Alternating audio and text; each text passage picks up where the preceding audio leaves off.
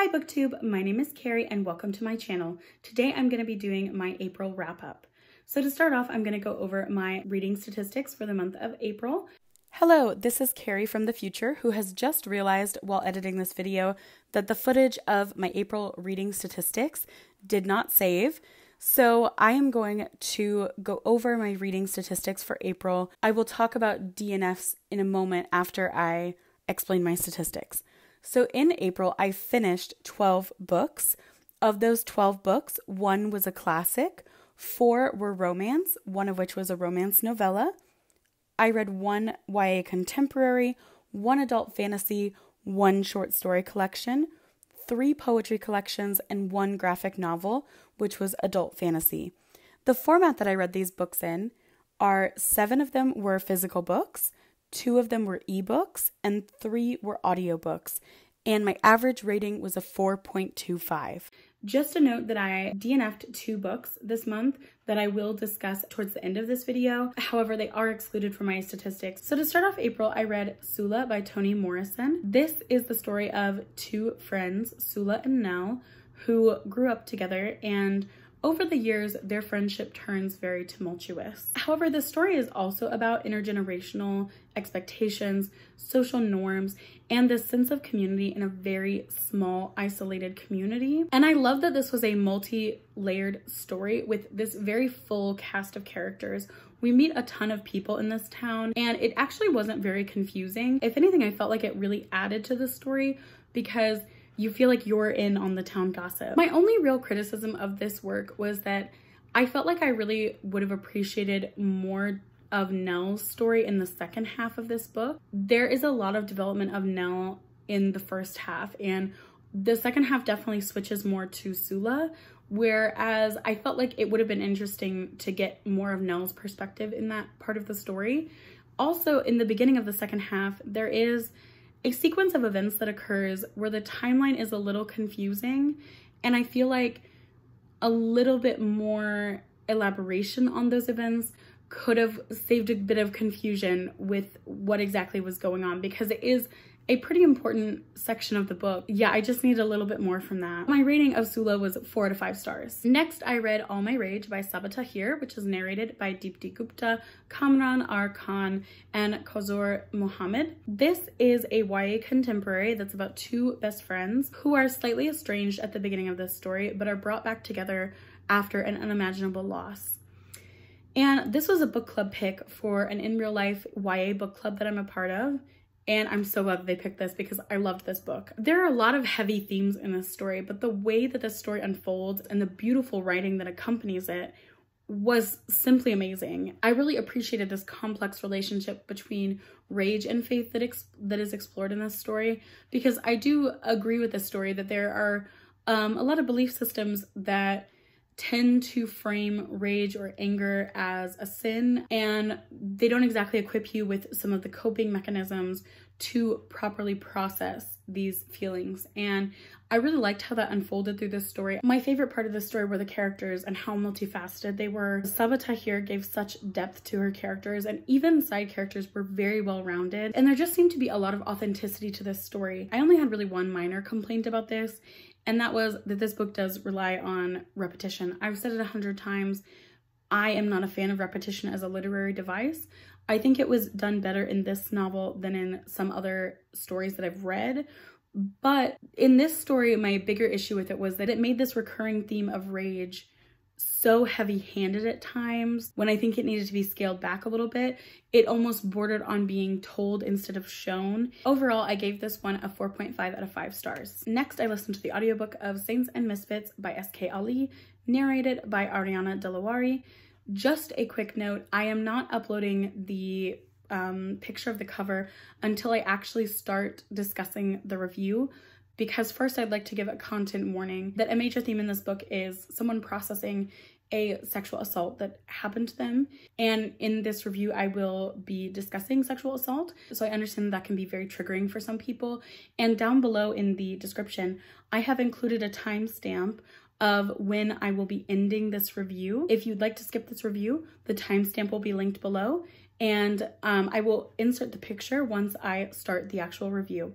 Just wanted to let you know about that beforehand. So Saints and Misfits is the story of Jana, who is a, I believe, 14 or 15-year-old high school student who at the beginning of this story has been sexually assaulted by someone in her community, and she is really struggling to process this as well as navigate high school in general. So what I really enjoyed about this story, I loved Jana as a main character. She was such a strong character, and even when her life wasn't really going how she planned, she was very sure of herself. Jana felt like a real teenager during this complicated period of her life where she felt so grown up, but also not grown up enough. And I think it was really interesting seeing her kind of negotiate how adult she was and how she wanted to be viewed by people. Now, the way that S.K. Ali handled such a young character experiencing sexual assault and harassment was so very empowering. I think that this additional layer to the story of her attacker being such a well-respected and well-known member of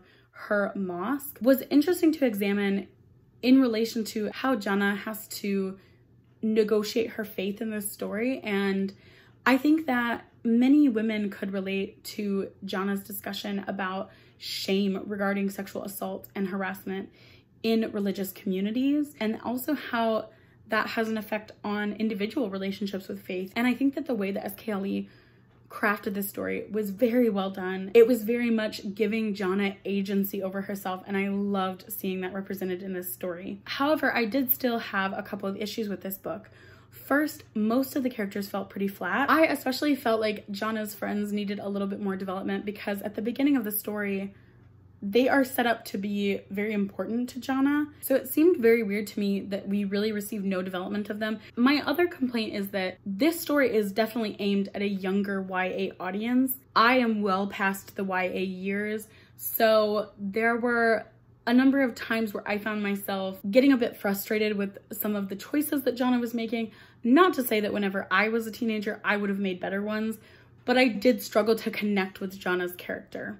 That's something that's gonna definitely vary from reader to reader. Overall, I gave this one a 3 out of 5 stars. Then I read the sequel, which is Misfit in Love, also by S.K. Ali. This one was narrated by Priya Ayyar. In this story, we're reintroduced to Jana as an 18-year-old who is preparing for her brother's wedding. And this was such a wonderful follow-up to the first book. The best way to describe this book is joyful. I loved seeing Jana grow up and seeing how far that she had come in her healing journey and the support system that surrounded her.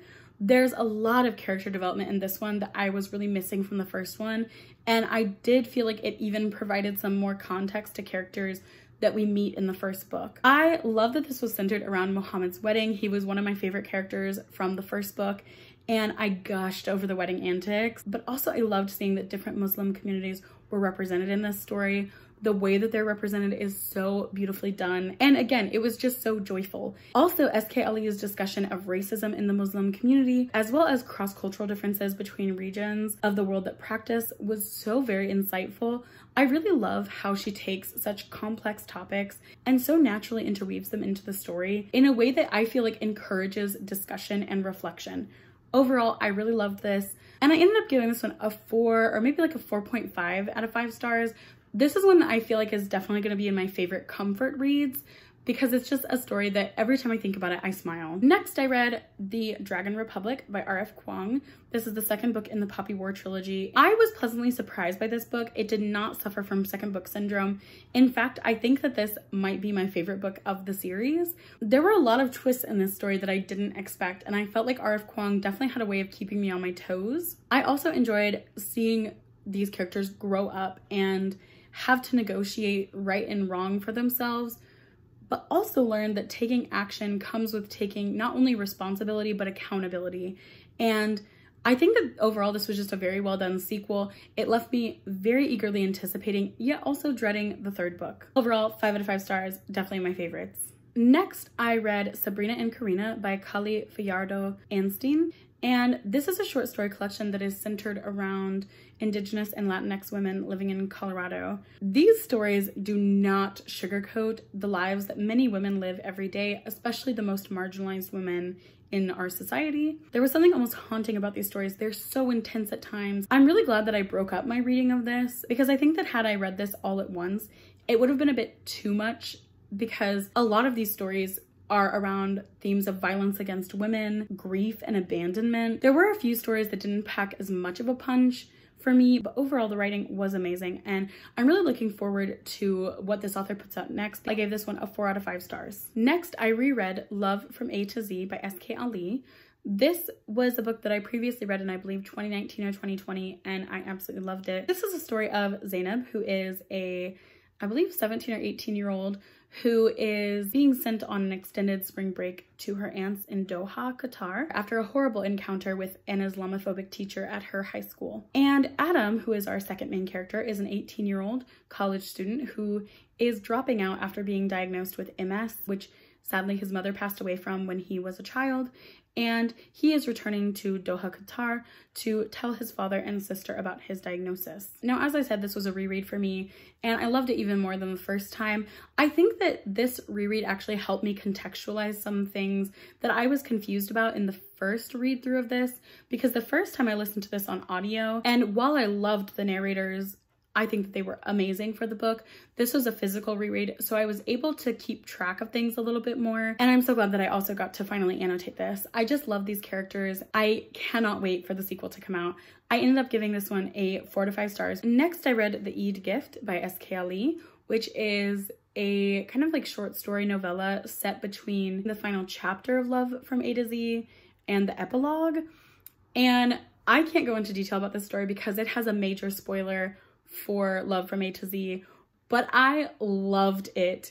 This made me like almost lose my mind thinking about how much longer until the sequel is out, because everything about this just made me so excited to see where the story goes.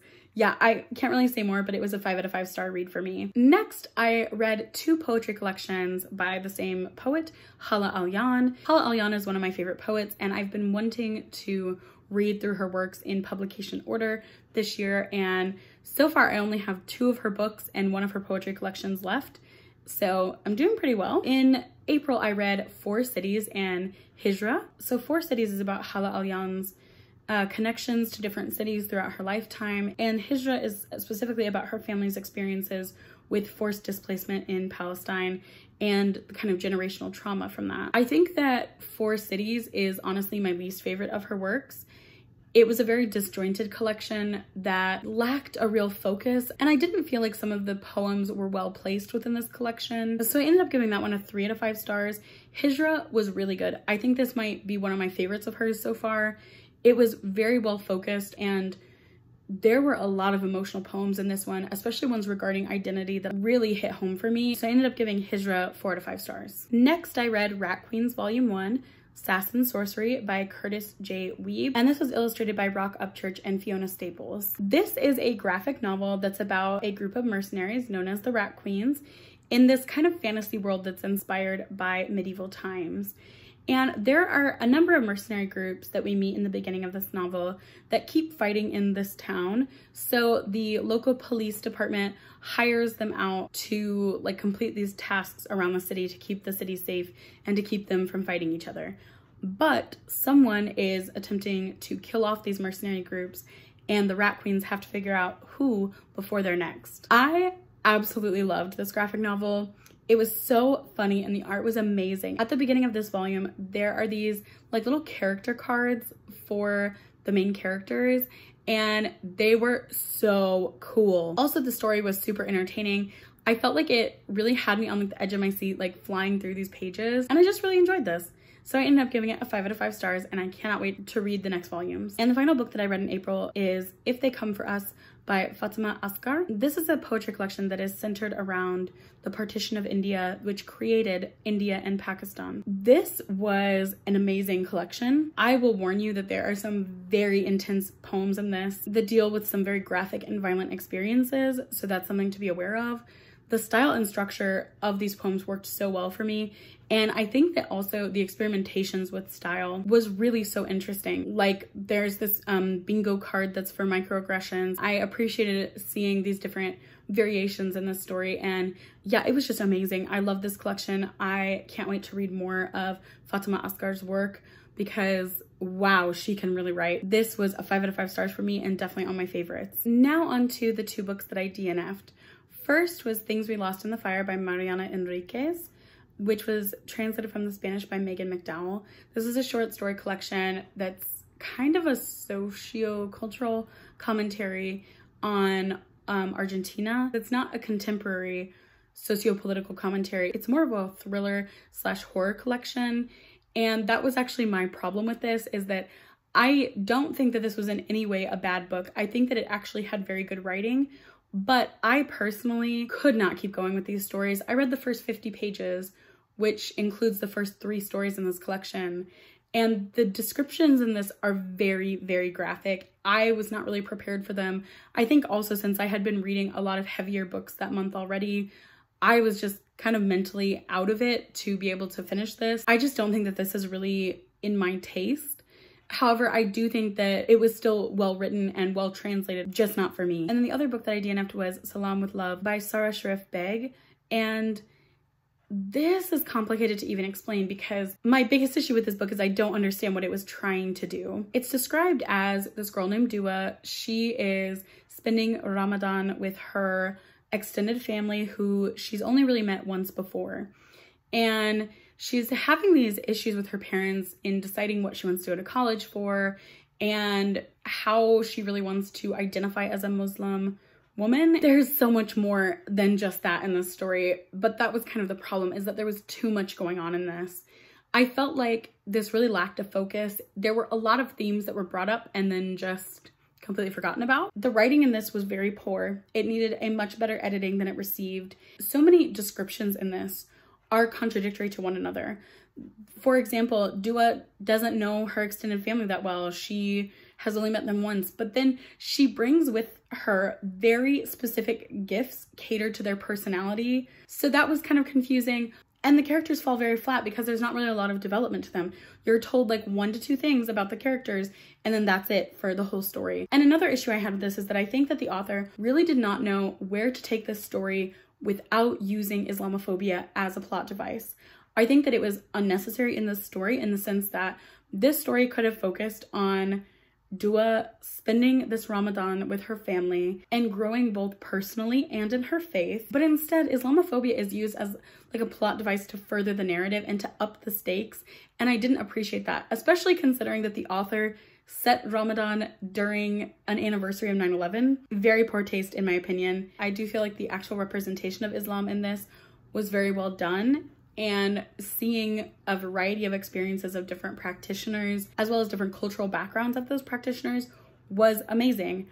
But I think that this story could have been so much better without certain elements that felt just like they were there just to stir something up. Yeah, I had a lot of conflicted feelings about this because I only had 50 pages left of this book when I decided to DNF it. 50 pages is not a lot of pages, but there is nothing that makes me want to go back into this book and finish it. So that wraps up all the books that I read in April. I hope you guys enjoyed this video.